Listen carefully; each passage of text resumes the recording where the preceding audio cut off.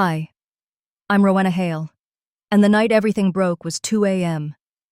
when my own brother-in-law, a police officer, kicked down my door. He pointed his gun at my head like I was the criminal, pinned me to the floor, and called it procedure. But then his flashlight hit the wall, and he saw my FBI jacket hanging there. The look on his face? That's when I realized the truth wasn't just dangerous, it was explosive. Before we dive in, tell me, what time are you listening to this, and where are you tuning in from? Because what you're about to hear isn't just a story about betrayal. It's about what happens when justice knocks on the wrong door and finds out it's mine.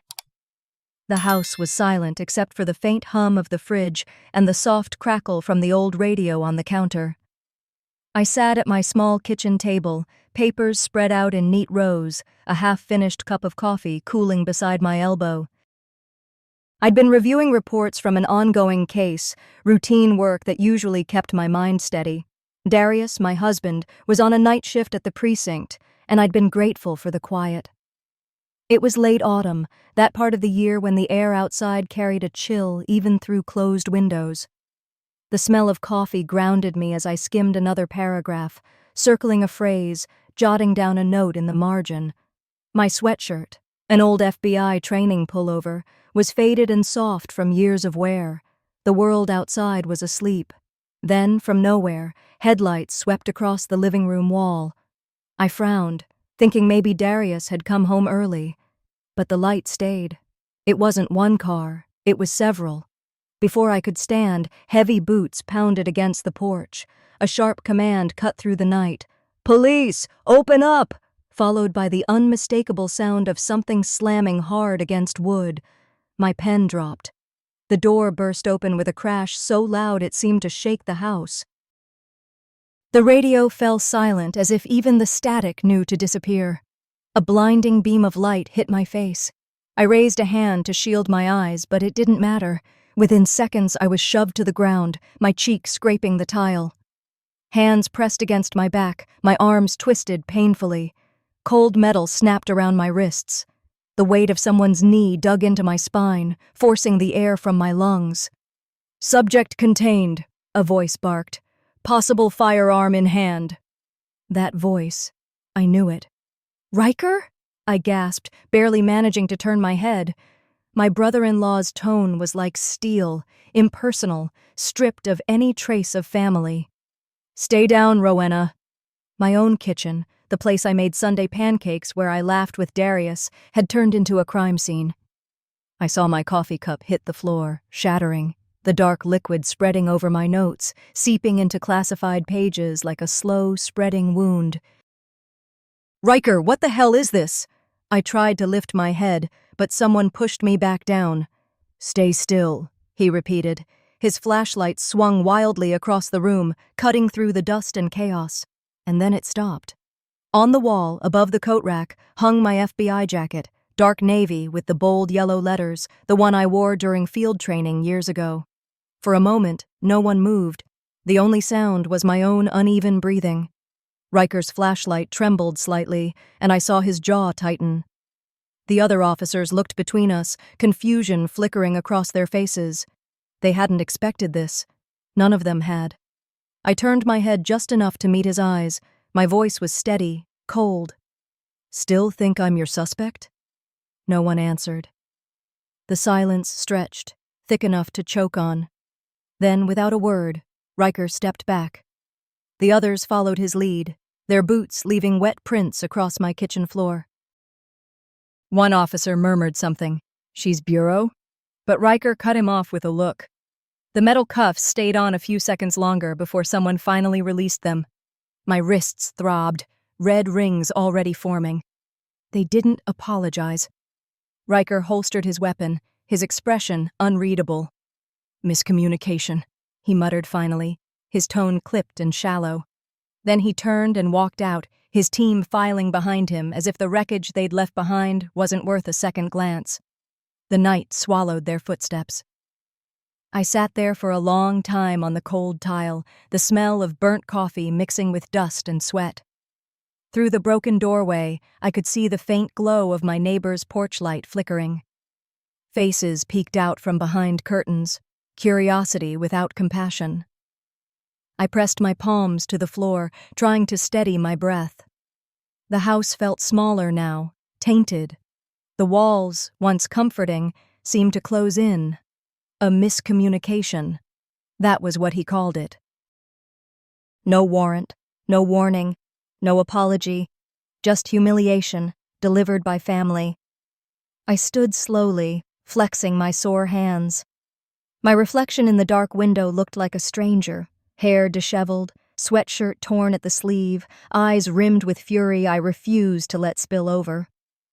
I walked toward the counter, picking up a piece of the broken cup. The coffee had stopped dripping, leaving a dark, uneven stain down the cabinet's edge.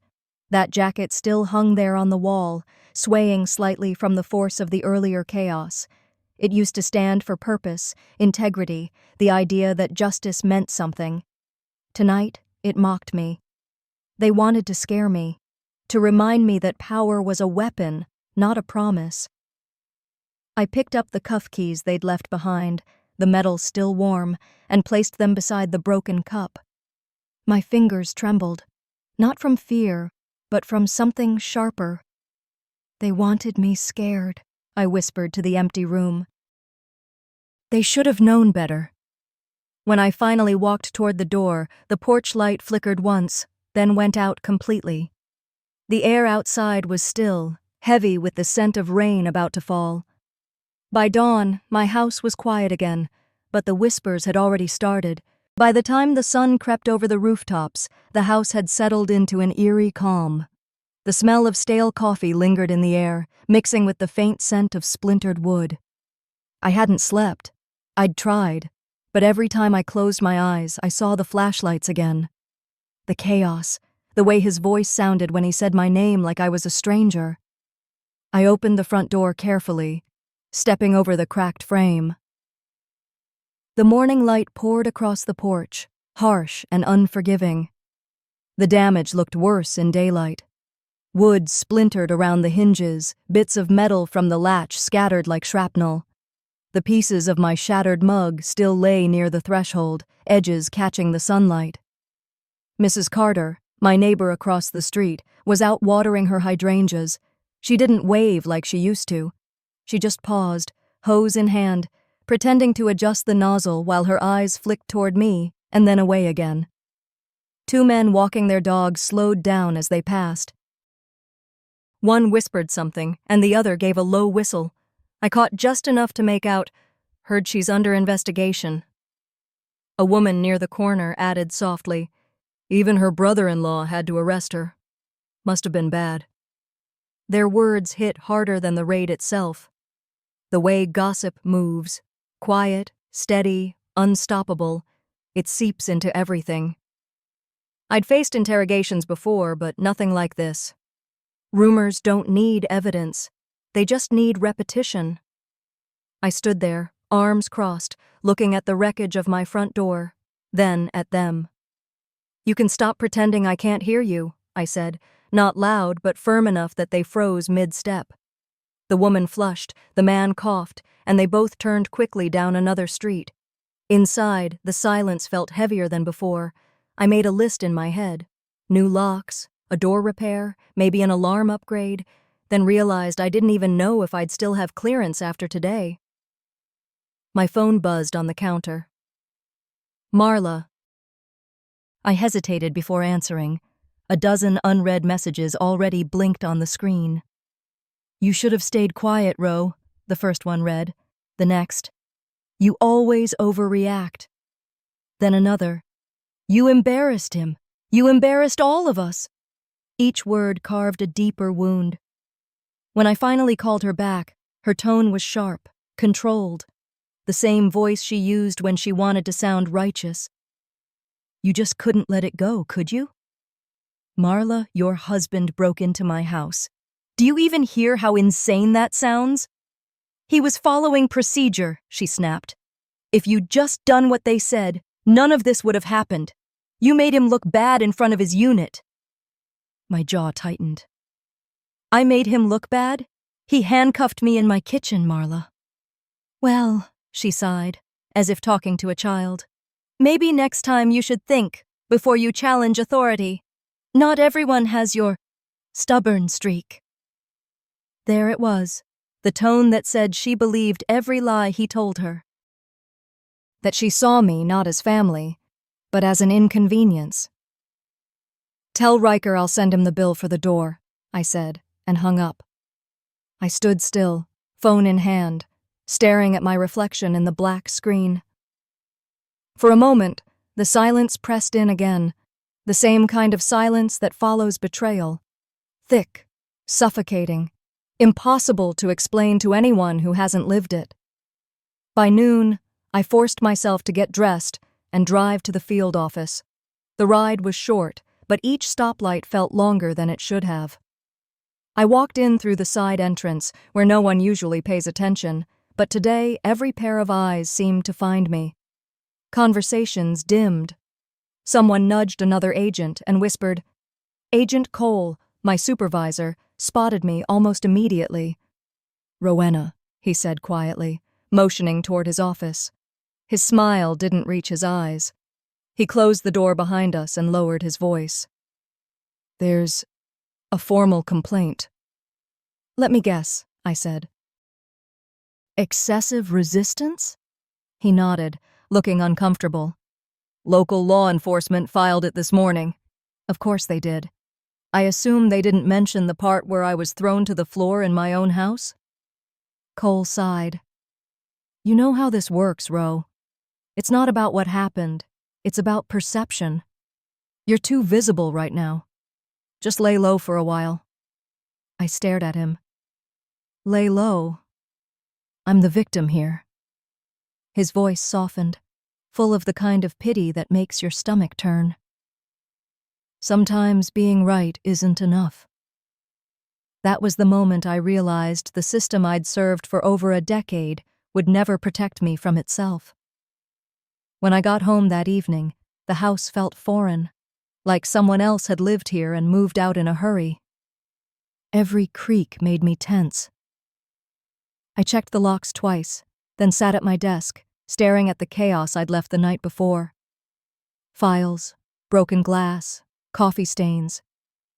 Something metallic glinted in the drawer. I pulled it open and found an old USB drive labeled Training Footage, Riker. I didn't remember keeping it. Maybe Darius had tossed it in there years ago. I plugged it into my laptop. The screen came to life with grainy footage. A raid from 3 years earlier. Riker leading a team, barking orders, moving fast. Then, something off. The camera panned toward a suspect already restrained. No weapon, no resistance. Yet Riker's report later claimed active threat. He'd falsified it. Word for word, the same language he used in my file last night. I leaned back slowly, watching the timestamp blink on the screen. Same tactics, same arrogance, same pattern. For the first time in 2 days, I felt my heartbeat steady. I opened a new folder on my desktop and began saving copies, screenshots, notes, cross-references. I'd spent my career building cases for others. Now I was building one for myself. I picked up the bowl where I'd placed the shards of my coffee mug that morning. I ran my thumb along one smooth piece, then set it carefully back in place. Broken didn't mean useless. Not yet. I opened a blank document and typed the first line of my new report. Subject: Misconduct and falsified field records by Officer Riker Mason. Then I printed the falsified reports, his from 3 years ago and his from last night, side by side. 2 dates, 2 identical lies. I took a red pen and circled his signature. That's when I realized I wasn't his target. I was his threat. I wasn't his target. I was his threat. That realization stayed with me like a cold hand at the back of my neck as I walked into the bureau 3 days later. The hallways were quieter than usual, though the silence wasn't out of respect. It was avoidance. Every heel click against the marble floor echoed too loudly, bouncing off the sterile walls. People I'd mentored, agents I'd trained beside, suddenly found fascinating reasons to stare at their coffee cups or their phones when I passed. My badge felt heavier than ever as I clipped it to my belt. It used to be a symbol of pride. Now, it felt like evidence. Proof I still belonged in a place that clearly wanted to forget me existed. When I reached my desk, I noticed the subtle change first. My access key had been restricted. Half the folders I used daily were now grayed out. I logged into the system anyway, fingers steady, heartbeat not so much. There it was, my personnel file. I opened it, scrolling through the standard details, assignments, field evaluations, commendations. Then my eyes stopped on a timestamp, the night of the raid. It read, 02:08 a.m. Firearm discharged, resistance logged. I hadn't fired a weapon. Not that night. Not ever without protocol. Someone was rewriting my story. The fluorescent lights above buzzed faintly, like an insect trapped in glass. I leaned closer, tracing the altered entries, following the pattern of edits. Whoever did it wasn't sloppy. They wanted it to look like I'd lost control, like I was dangerous. Behind me, quiet whispers filled the hallway. I turned just in time to catch two agents ducking into the break room. One of them, Agent Ruiz, used to carpool with me. Now she couldn't even meet my eyes. By lunchtime, the whispers had become noise. I sat alone at the far end of the cafeteria, the kind of spot where people pretend they want solitude just so no one sees their isolation. The smell of burnt coffee clung to the air. Two younger agents at the next table spoke just loud enough for me to hear. "Riker said she's been unstable," one said, pretending to check his phone. The other nodded. "PTSD, maybe. I mean, after what happened, it'd make sense. Paranoia, that kind of thing." I took a slow sip of water and kept my face blank. But my hand, resting on my lap, quietly slid my phone into recording mode. Every word mattered now. Every tone. Every lie. "You think I don't know how manipulation works?" I murmured under my breath. I used to teach it. The rest of the day passed in a haze of polite dismissal. Nods from coworkers who didn't want to be caught acknowledging me, meetings suddenly canceled, an email from HR requesting a wellness check. By the time I left, my reflection in the glass door looked like someone mid-erasure, familiar shape, fading presence. That night, I couldn't shake the feeling that I'd missed something. So I sat down in my home office again, retracing steps from the last few days, my files, my backups, my external drives. I checked the folders one by one until I saw it, an unfamiliar directory buried deep within another. Private. Reports Archive. I hadn't created it. When I opened it, my chest tightened. There were documents inside, scanned reports signed by Riker himself, stretching back years, and images. Still frames pulled from body cam footage. In one, a suspect was on his knees, hands raised. In the next, he was on the ground, motionless. The timestamp had been edited out, the same pattern, the same cover-up. I sat there, staring at the glow of the screen, the house quiet except for the faint hum of the fridge. My own heartbeat sounded too loud, too deliberate. If I brought this forward, it could end him, or destroy me first. My eyes landed on the shelf across the room. The bowl of coffee mug shards still sat there, each fragment reflecting the light in sharp, broken glimmers. I reached for it, tracing the edge of one smooth piece. Sometimes you have to keep the broken things, to remember how they got that way. I glanced back at the screen. The decision was already made somewhere deep inside me, long before logic could interfere. I copied the folder onto a new encrypted USB drive, double-checked the transfer, and slid the small device into an old coffee tin on the same shelf. Broken mug, hidden drive, pieces of a quiet life that once felt safe, now turned into tools of defense. I wasn't ready to confront Riker, not yet. Let him think I was scared, licking my wounds. Let him underestimate me again. As I shut down my laptop, a faint vibration buzzed on the desk. My phone lit up with a text from an unknown number. "Stop digging. You're being watched." No name, no emoji. Just that. The phrasing was too familiar.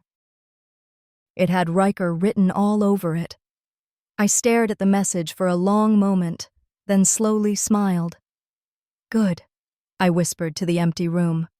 "Let him watch." I stood, unplugged the router, and turned off my phone. Then I walked to the window, the night pressing softly against the glass. "If they're watching," I said quietly, my voice steady, "I'll give them a show." The next morning, I began to notice the pattern. The same black SUV idled across the street every evening, engine running just long enough to be noticed, then gone by dawn. My mail arrived opened. Calls came in the middle of the night. One ring, then silence. The hum of my refrigerator started to sound like surveillance static. They wanted me uneasy, off balance. I moved through my house without turning on the lights, memorizing license plates, shadows, faces I'd seen before. Fear wasn't new to me. I'd just learned to let it sharpen my focus. They thought they could make me paranoid. What they didn't realize was, I was trained for paranoia. I started logging everything. Every vehicle that paused too long, every call that came with no number.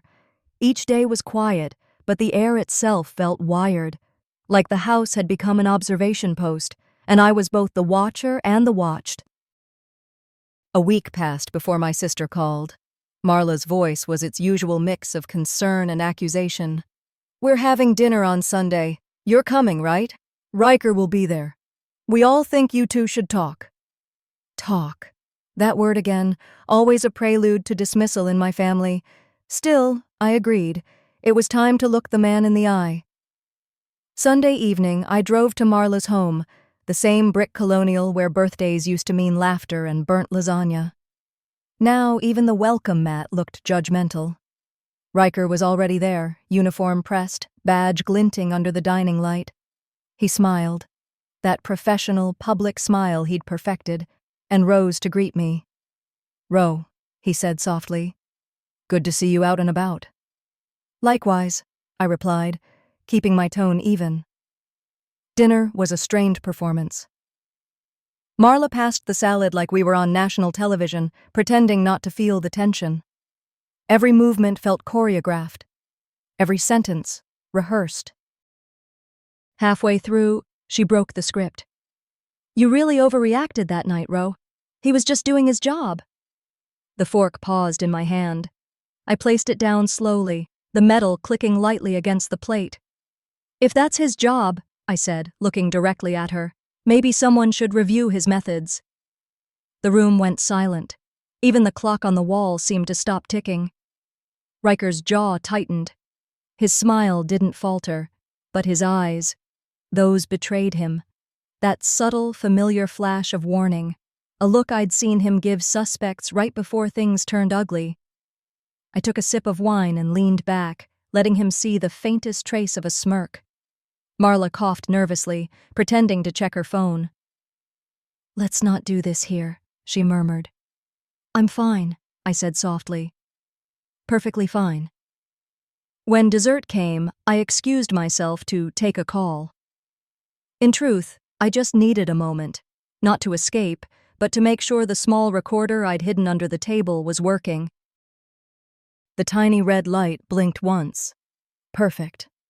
Later, as I walked out, I caught a fragment of conversation through the half-open dining room door. "She doesn't know who she's messing with," Riker muttered. "Then maybe she should learn," Marla replied, her voice colder than I'd ever heard it. I smiled to myself. Every word was mine now, captured, secured, dated, and stored. Not a full case, but enough to make him sweat. Back home, the night air was sharp and clean. I hung my FBI jacket on the same hook by the window, front-facing this time. If they were watching, I wanted them to see it. A small, silent act of defiance. They used to make me feel small in my own home. I whispered. Now, I let them remember whose home this is. The house was quiet, but my mind wasn't. Sleep had become a visitor who never stayed long. I found myself pacing, checking the locks, watching the curtains shift with the draft. Somewhere between exhaustion and vigilance, I realized I was changing. Control isn't the absence of fear. It's choosing to move through it anyway. The next morning, I found a voicemail from Harper, an old friend from Quantico, one of the few I still trusted. Her voice trembled slightly. "Ro, if you're in something deep, tell me before it's too late." I didn't call back. Not yet. The less she knew, the safer she'd be. That night, the wind picked up outside. I sat at my desk, reviewing the files again, tracing every detail, every thread that led back to Riker. Around 2 a.m, just as fatigue began to dull my focus, there was a knock at the door. 3 short raps, firm, intentional. I froze, listening. Another knock, this time softer. I grabbed my phone, switched to video mode, and crept toward the door. The porch light flickered on automatically. I pulled the curtain aside. No one there. Still, something told me to open it. On the porch lay a manila envelope. No markings, no stamps. Just my name, printed neatly across the front. My pulse quickened as I brought it inside and laid it on the kitchen counter. I hesitated before opening it. Inside were several printed photos, stills from my own security footage. One image made my knees weaken. Me, asleep in my bed. The timestamp was from the night before. My security system had been breached. Someone had been inside my network, maybe even inside my house. The envelope slid from my hand onto the floor. The photos scattered like fallen leaves. I turned off every light, then sat by the window with only the moon for company. "So now," I whispered, staring into the darkness, "it's not about power. It's about fear." I watched the street until dawn, the jacket still hanging by the window, daring anyone to look back, and I wasn't sure who was watching me anymore, the enemy or the Bureau. 10 days had passed since the raid, though the word time had stopped meaning much. My days blurred into the same sequence: check the locks, scan for tail cars, memorize the rhythm of footsteps outside. The silence around me had grown so thick I could hear my own breath echoing in it. That morning, I drove to headquarters. I told myself I was going to file a report about the surveillance breach, my home, my security cameras, the envelope. It was supposed to be straightforward. There were policies for this, procedures, but the moment I stepped into the marble lobby, I felt it. The air of avoidance. No one met my eyes. Agent Cole, my supervisor, crossed the hallway just as I arrived, but somehow found a sudden reason to turn into another office. His shoulders stiffened like guilt had weight. The receptionist, a young agent named Perry, kept his tone neutral. "Good morning, Agent Hale." "You're not on the schedule today." "I'm not here for a meeting," I said. "I'm here to report a breach." He nodded, hesitated, then pressed a button under the desk. I heard a soft buzz as the security door clicked open. Inside, the corridors felt colder than I remembered. Halfway down the hall, I spotted Harper. Her hair was pulled back tighter than usual, her steps brisk, but her eyes, those darted side to side before they landed on me. She grabbed my arm lightly, steering me into a side corridor. "Ro," she whispered. "Drop this. The higher-ups don't want noise between agencies." "Noise?" I said, my voice sharper than I intended. "Someone broke into my system, into my home. Riker has been tampering with evidence, manipulating reports." She cut me off with a shake of her head. "Don't say his name out loud, please. You don't understand how deep this goes." "Then help me understand." Her lips parted, but no words came. After a beat, she just whispered, "They're protecting themselves, not him. And if you keep pushing, they'll decide you're a problem that needs to disappear quietly." Then she was gone. Just like that. When I got back to my desk, an envelope sat waiting on my keyboard, my name printed cleanly on bureau letterhead. I opened it slowly. Agent Hale is to undergo psychological evaluation before returning to active fieldwork. The words blurred for a second, then they settled. Cold, final. So that was the play. They weren't firing me. They were discrediting me. I read the line again. Fitness for duty review due to recent behavioral irregularities. I laughed, but it wasn't humor. It was disbelief cracking under pressure. I'd seen this tactic before, used on whistleblowers and victims alike. Dress it in bureaucracy, call it concern, weaponize procedure. I've seen them do this to victims, I whispered to the empty room. They call it protocol. I call it punishment. The rest of the office carried on as if nothing had happened. Phones rang, papers shuffled. Lives went on, except mine had been quietly placed on pause. That afternoon, as I gathered my bag, Harper appeared again. She didn't look at me, just slid a small sealed envelope under the edge of my file folder. "Don't open it here," she muttered. "And don't thank me." I waited until I was in my car before tearing it open. Inside was a single printout, an internal request form. My heart stopped at the signature. Requesting Officer Riker Marston. Liaison request for departmental cooperation. He'd done it. He'd used his badge, his influence, to order the very evaluation meant to silence me. "He's turning the system into his weapon," I murmured. For a while, I just sat there, staring at the steering wheel. The lot was half empty, the winter light fading behind the skyline. Somewhere inside the building behind me, men like Riker were probably sitting in conference rooms, calling it containment. I stayed there for hours. My phone buzzed with a few old voicemails from Marla back before everything went bad. I listened to her voice, cheerful, oblivious, talking about family picnics, birthdays, all the ordinary things I no longer had. My reflection in the car window looked like someone I used to know. For one moment I thought about walking away, turning in my badge, moving somewhere quiet where no one knew my name. "Maybe peace isn't found in truth," I whispered. "Maybe peace is just silence." But the word silence stuck in my throat. I gripped the steering wheel until my knuckles turned white. "No," I said out loud. "Silence is how they win." When I got home, the house felt different. Not haunted, but awake. I turned on every light, one by one. Then I started working. I ordered new security cameras, installed firewalls, changed every password. I built a wall of evidence across my living room, photos, files, cross-referenced reports.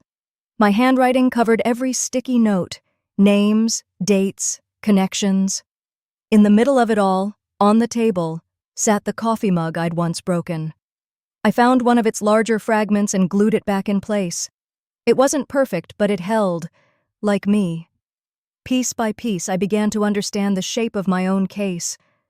Late that night, I dug deeper into the Bureau's shared database, cross-referencing liaison files with payroll records.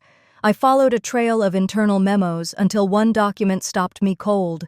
Joint Task Force Authorization, signed by Supervisor Cole and Officer Riker Marston.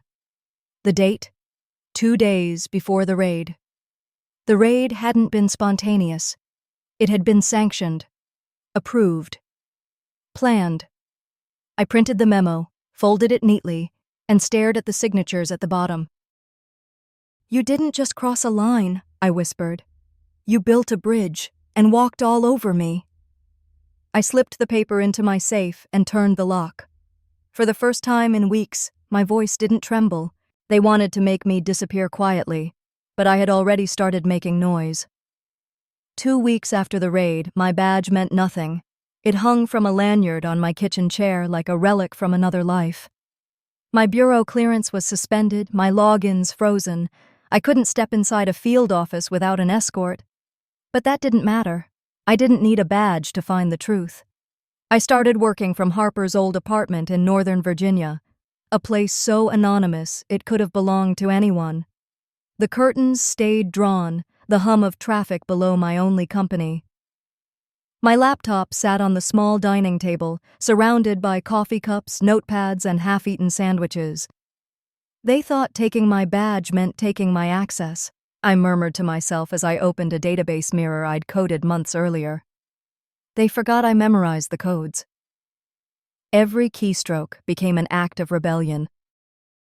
I pulled task force rosters, communications schedules, and joint agency memos, anything with Riker's name on it.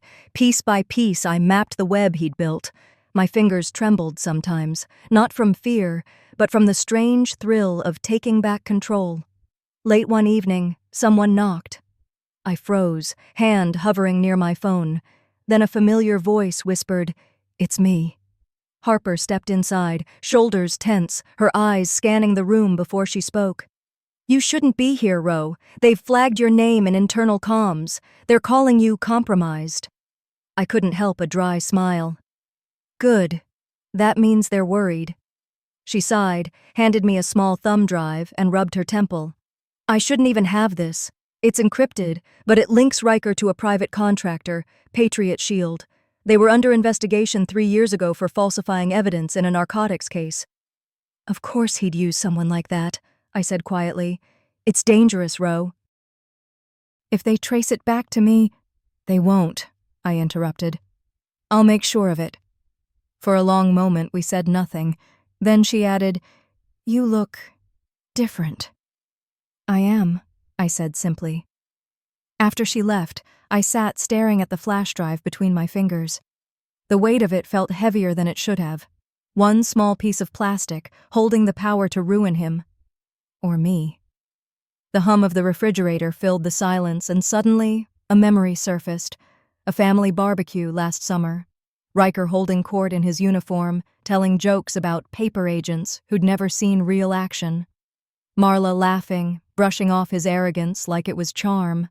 I'd smiled then, out of habit, the way women are taught to smooth over men's egos for the sake of peace. Back then, I thought he was just cruel. I hadn't realized cruelty was his form of control. "Men like him don't break laws," I whispered. "They bend them until people break instead." I pushed the memory away and turned back to my computer. My plan needed precision, not emotion. If the Bureau wouldn't expose him, I'd make him expose himself. I spent the next 48 hours crafting false trails, fake emails, decoy attachments, hints that I was preparing to leak everything publicly. Each file I created pointed back to Riker's operations, just subtle enough to bait him. I called the operation Echo, because every lie he told was going to come back to him. My FBI jacket, once folded neatly in my closet, now sat sealed in a plastic evidence bag beside the computer, ready for the day I'd need to prove my side of the story. On the shelf nearby, the broken coffee mug glinted under a desk lamp. I'd glued one piece back that morning, the seam still visible but strong.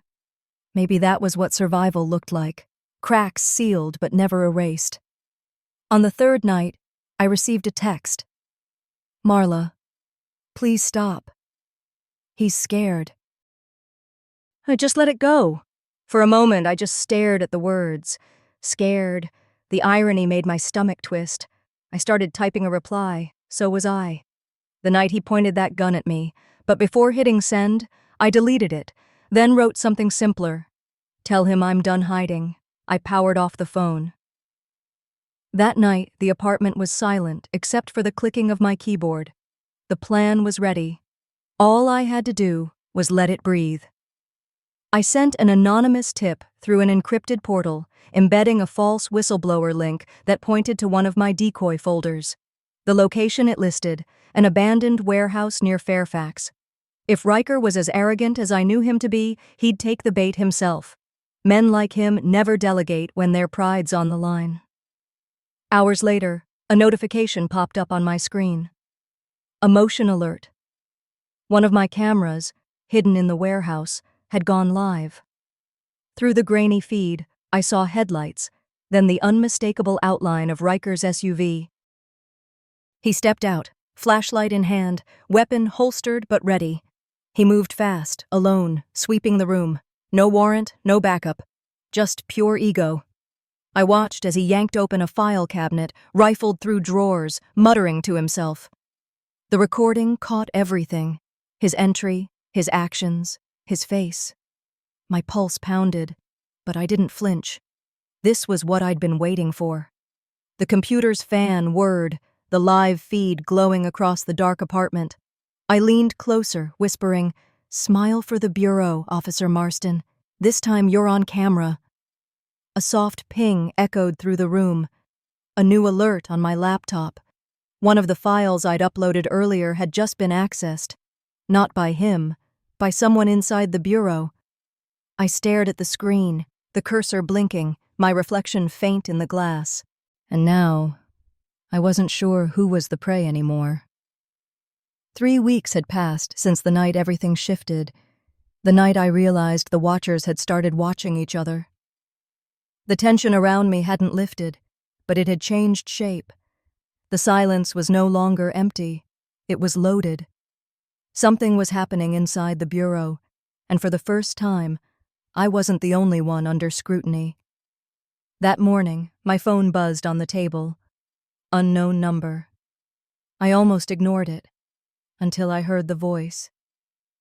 "Ro," Harper whispered, her tone low and urgent. "They've opened an internal inquiry. Someone leaked footage of Riker breaking into that warehouse." I froze. My coffee went cold in my hand. That was my footage.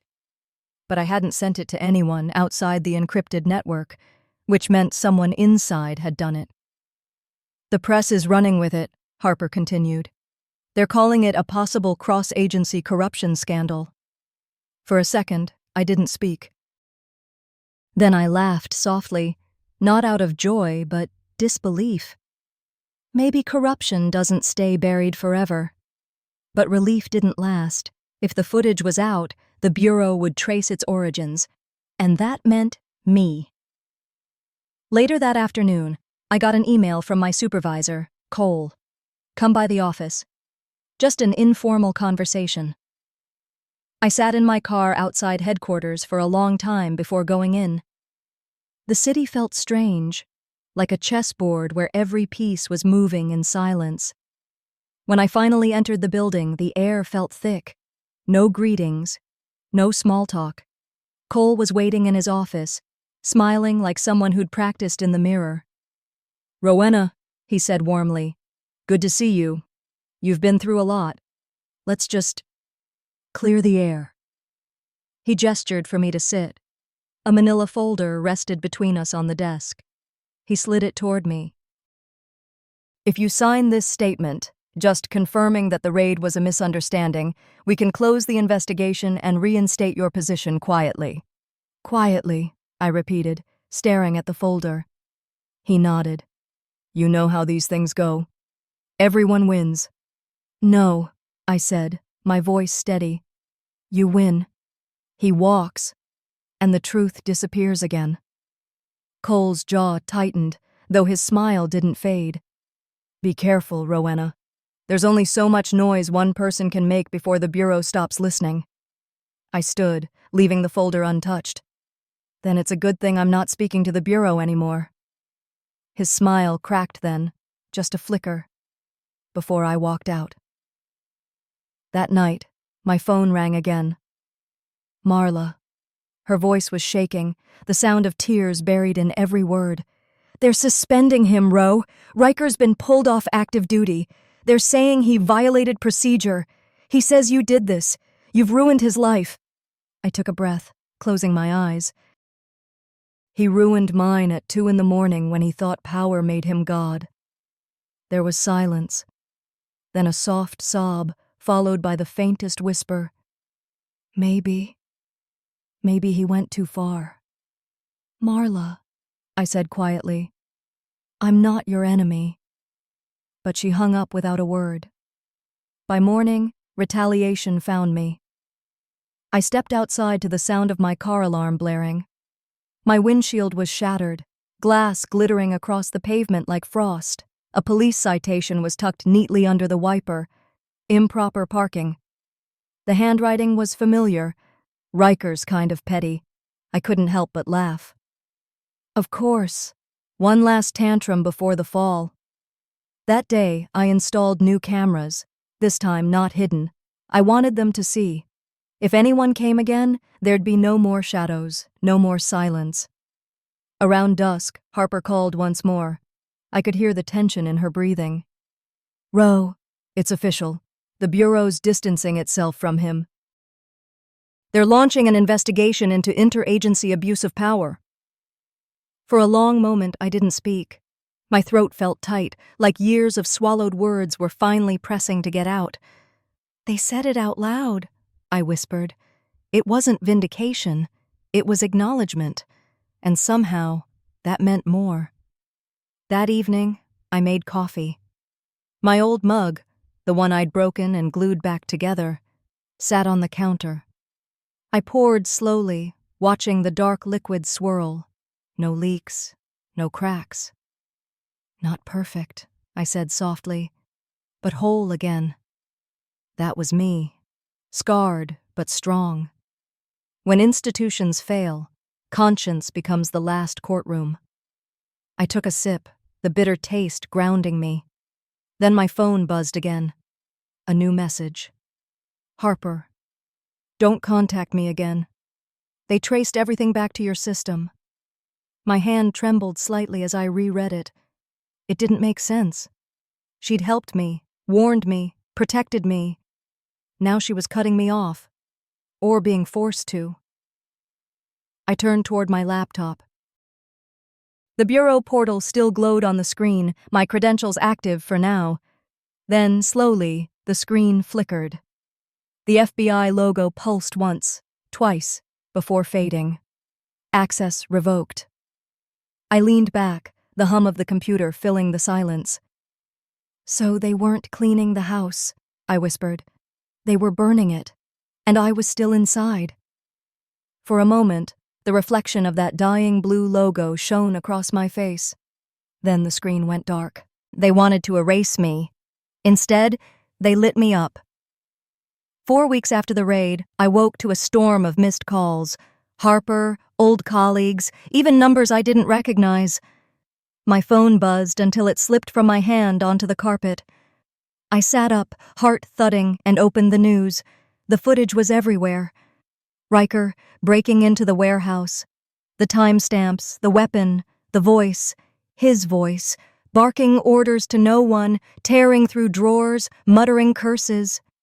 Then the clips of falsified Bureau memos, the same ones I'd found buried months ago. My phrasing, my annotations were all over the leaked documents, but my name wasn't there. Whoever leaked it had protected me, or used me. Either way, the silence had shattered. The morning light filtered weakly through the curtains as I sat at the kitchen table, the TV humming in the background. Reporters' voices overlapped. Breaking news. Federal agent accused of misconduct. Footage leaked anonymously. I set down my mug and whispered, "Truth's louder than I'll ever be." By mid-afternoon, my street was crawling with news vans. Reporters shouted questions I couldn't hear through the glass. I kept the blinds drawn, the weight of everything pressing on my chest. But it wasn't fear anymore. It was something like release. That evening, Riker's department held a press conference. I watched from my couch, barefoot, the repaired coffee mug warm in my hands. Riker stood behind a podium, his voice tight, rehearsed. "The footage was taken out of context," he said, eyes darting left and right. "I was following a lead." "Out of context," I murmured. "That's what every abuser calls the truth." Within hours, they suspended his badge. "Pending investigation," they said, the same words they'd once used on me. The next day, my phone rang again. Cole. His tone was different now, softer, almost apologetic. "Rowena," he began, "the Bureau wants to make this right. There's talk of reinstatement, limited clearance, of course. You could come back quietly." "Quietly," I repeated, the word sour on my tongue. "That's all you people know how to do." He hesitated. "You've proven your point, Ro. Maybe it's time to stop fighting." "I'm not fighting," I said. "I'm finishing." I hung up. That night, the knock on my door was softer than I expected. Marla stood there, eyes red, hands trembling. She looked older, not in years, but in guilt. "He says he'll lose everything," she whispered. "He wants to apologize." I stepped aside silently. She walked in, her perfume faint but familiar.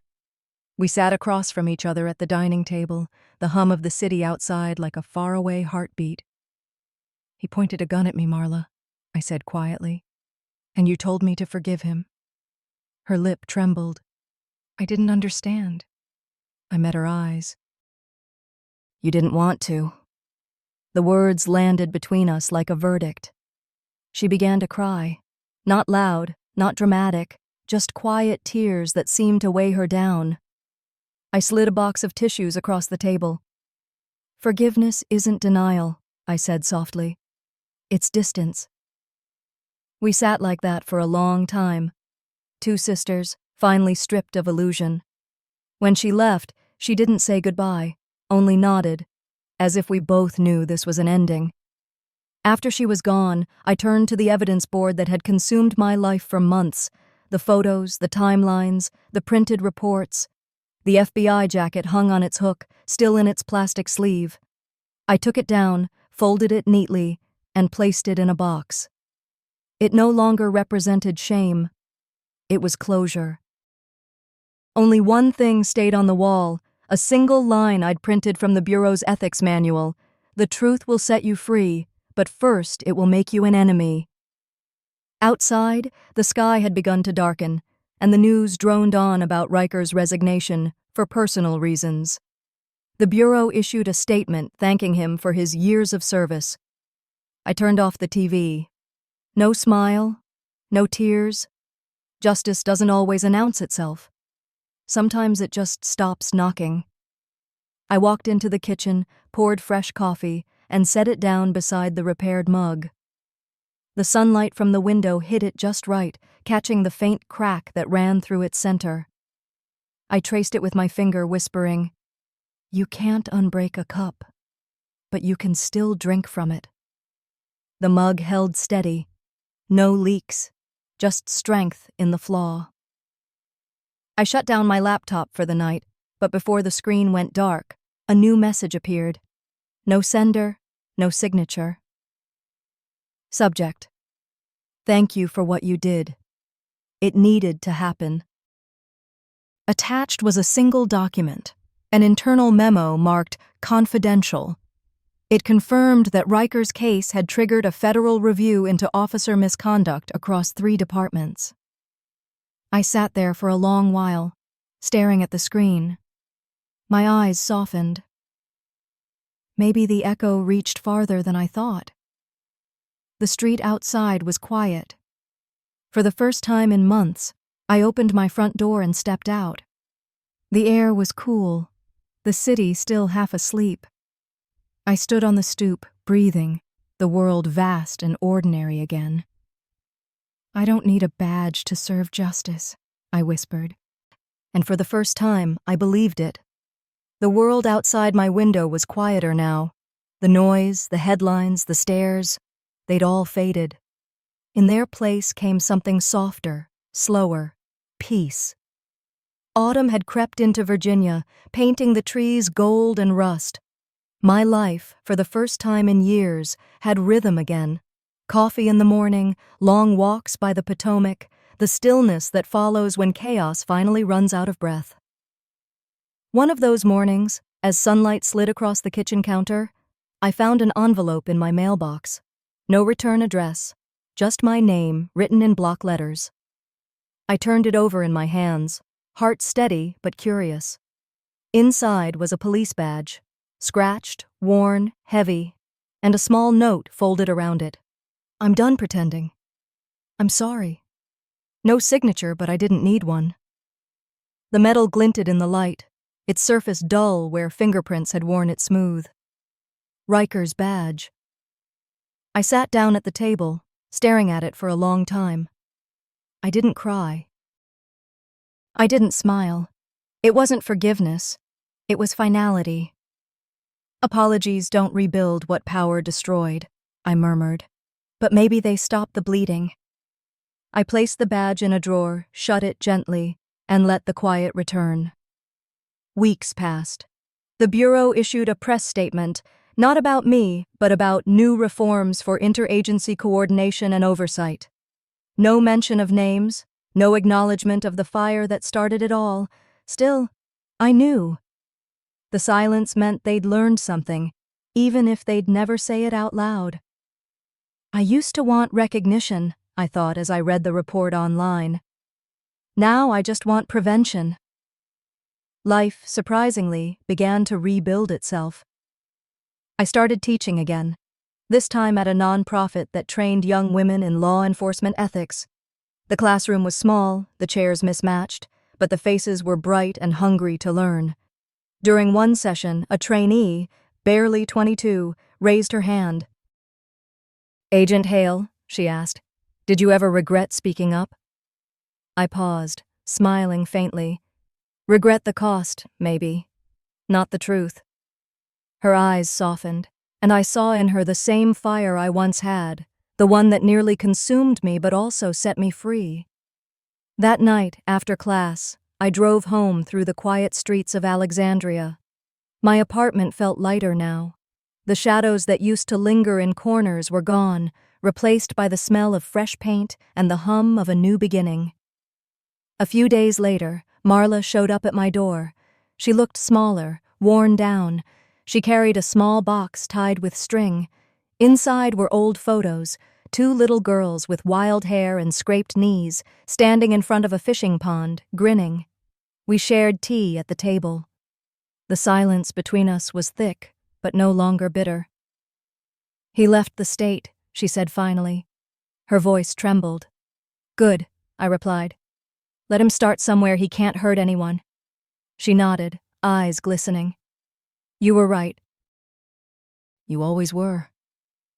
I didn't answer. I didn't need to. That was all I'd ever wanted. To be heard, not praised. When she left, I stood by the door for a long moment, whispering to myself, "That's all I ever needed to hear." As the days shortened and the air turned crisp, I started rearranging the living room.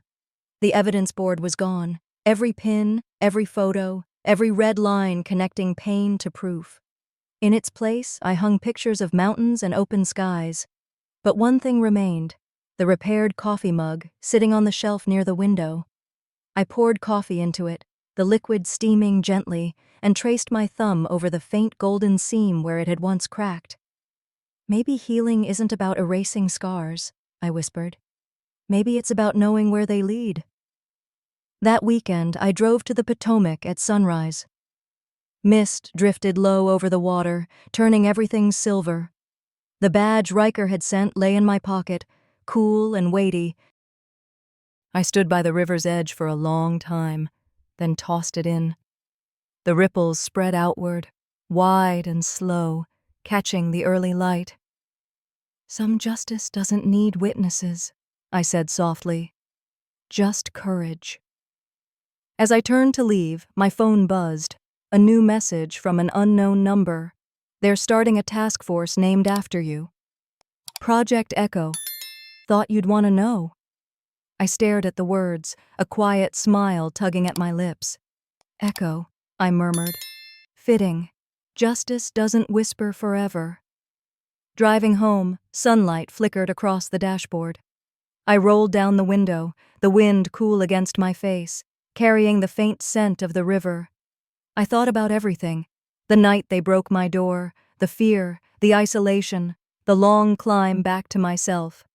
And for the first time, I didn't see tragedy when I looked back. I saw a beginning. "I thought my story ended the night they broke my door," I said aloud, voice steady. "But maybe it began when I stopped waiting for permission to live." The city opened ahead of me, bathed in morning light. The echo of the river followed me home.